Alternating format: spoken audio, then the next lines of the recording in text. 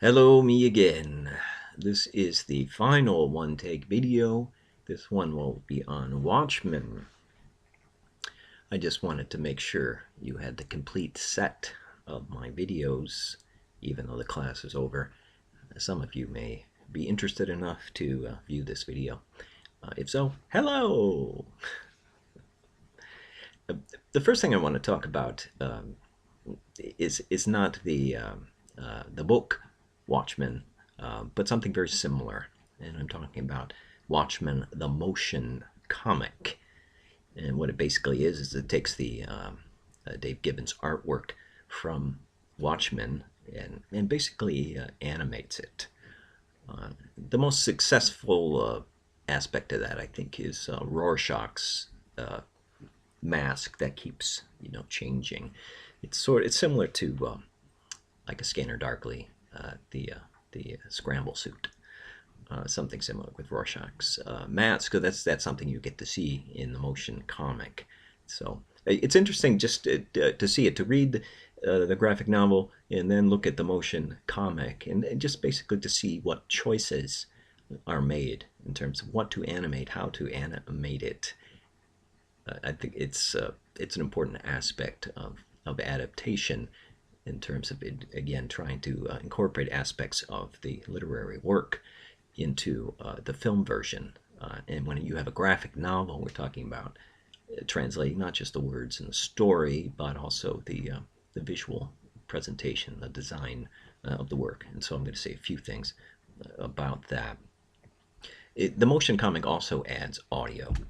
So it has someone read the text, and that I think is the least successful aspect of the motion comic, because the person who does the voice, I don't think is very good. Basically, all the voices sound alike, and it's not very interesting. I was very disappointed in that aspect. So a motion comic it's sort of an in-between form between the book and the film. Of course, I mean, if you look on the continuum, you got your book, your graphic novel, your motion comic, and your film adaptation. And so that's what we're thinking about.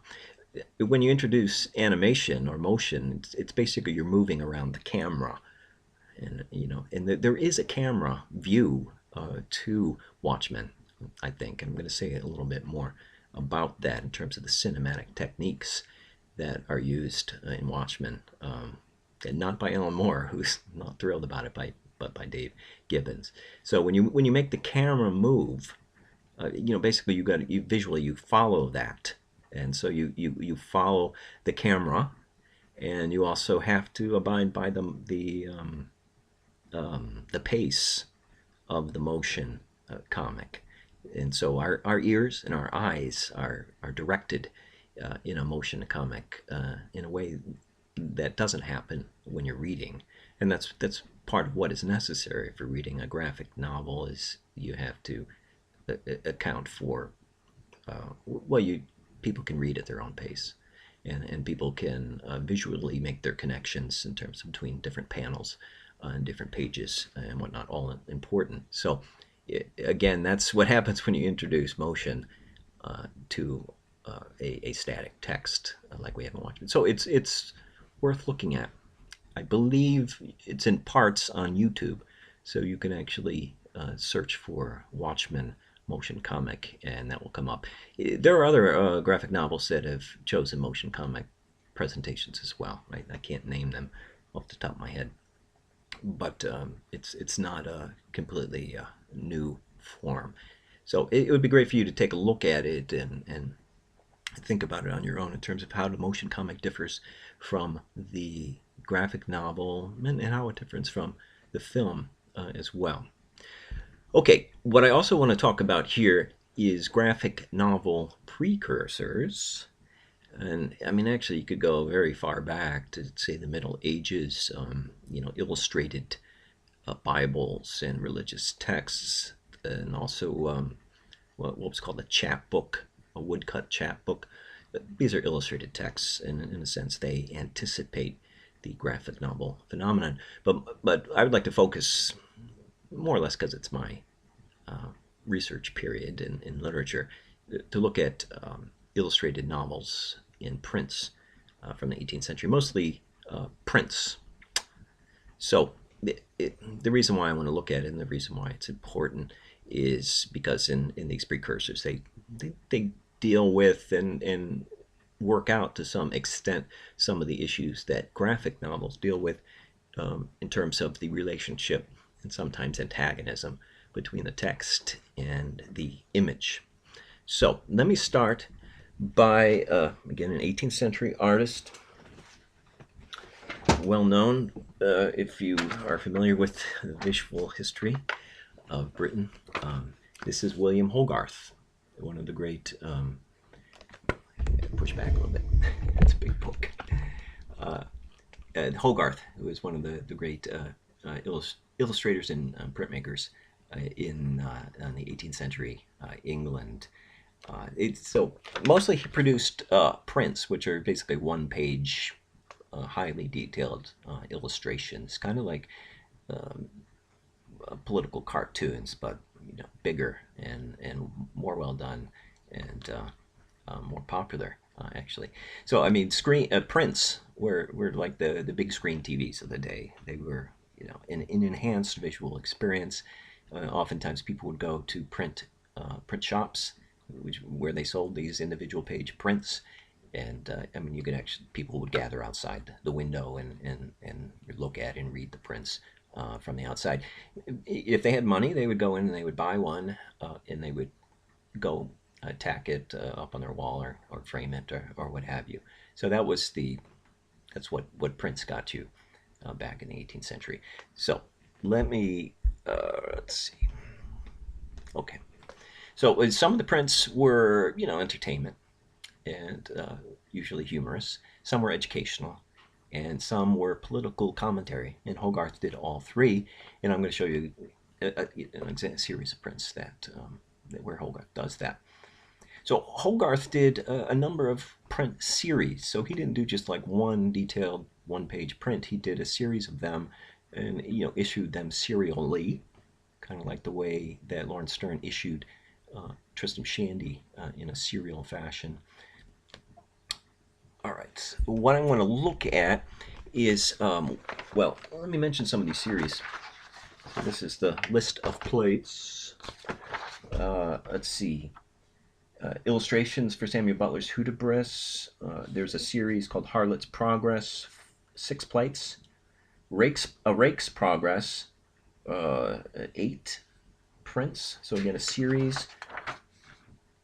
Before and After, which is basically before two people have sex and after they have sex. A very short series. 4 Times of the Day. Marriage a la Mode. It has 6 prints. 4 Stages of Cruelty, 4. And then finally, what I'm going to be looking at is Industry and Idleness, which was his longest series. So let's look at some of them. All right. So Industry and Idleness is from 1747. Hopefully you can see some of this here. Yeah. So Industry and Idleness. It features 2 apprentices, one of which is an industrious apprentice, the other which is a lazy apprentice. And so part of what this print is trying to do is inculcate the working classes, basically, in bourgeois values of industry, sobriety, and all sorts of things that will make you virtuous and rich. So this plate compares the lazy and the industrious. The industrious is here. He's the one with the angelic face, and he's got some literature on the wall here that sort of describes his aspirations. He's hard at work. This is full of flax so that he can do his work, compared to the lazy apprentice who's asleep. He's probably drunk. This is his tankard for there. His tankard for drinking. There's a cat playing with his little thing there in terms of, so he's not paying attention, and his boss over here is not happy about it. He's about to give that lazy apprentice a whack with his stick. Also, there's proverbs at the bottom from the Bible. One again is praising the industrious, and the other one is saying, basically that the lazy man will end up in hell. All right. So the series continues with the industrious apprentice going to church, singing like a choir boy, paying attention to the text when half the people are asleep. Meanwhile, at the same time, the lazy apprentice is out in the churchyard where all the graves are, and he's throwing dice. He's gambling on the graves of people. So it's pretty clear Hogarth is not putting this forth as the kind of activities that he recommends. Basically, at this point in the second and third print in the series, we already see that the industrious and the lazy apprentice are on very different paths. So I don't have to show you them all, but again, they alternate in showing the success of the industrious and the fall of the lazy, until it gets to this point where the lazy apprentice has been caught doing some sort of crime, and he comes before the industrious apprentice, who is now an alderman, so a powerful figure in the city government, and also makes him a judge. So he's judging his fellow previous, and it's not even clear they even know each other at this point. They've taken such divergent paths. So he's in judgment there, and the result is that the lazy apprentice is taken to Tyburn and hung. And as you can see, back in the day, this was sort of a festival day when people were hung. Families would come out and have picnics and watch people get hung. Or hanged, I guess, is the more particular term. And then, of course, it alternates with the industrious servant now has achieved the pinnacle of power and prestige in London. He's become Lord Mayor. Very powerful role at the time. So that's Hogarth. So again, I mean, there's lots and lots of details in each of those prints that say a lot more than what I'm saying in terms of defining the culture of the day. And for instance, in the judgment scene, there's all sorts of things happening in the back in the picture that suggest the corruption of institutions in Hogarth's day. All right, so I think I will leave that there and talk about one other precursor to the graphic novel, and I'm going to talk about William Blake, the poet, also a printmaker, bookmaker, illustrator, and just a brilliant all-around figure. Someone I've written papers on, and so he fascinates me. And if you look at his work, that's what he did. He created hybrid text images in what are called his illuminated books. So I suggest, strongly suggest, because I think you'll like it, is if you go to blakearchive.org, they have most, if not all, of his illuminated works posted there, published there. And you could see for yourself the visual genius that was William Blake. You've probably read some of his poetry. I have too. Of course, I've written about it. But it's mostly, to be frank, to be honest, his images that interest me a lot more than his poetry.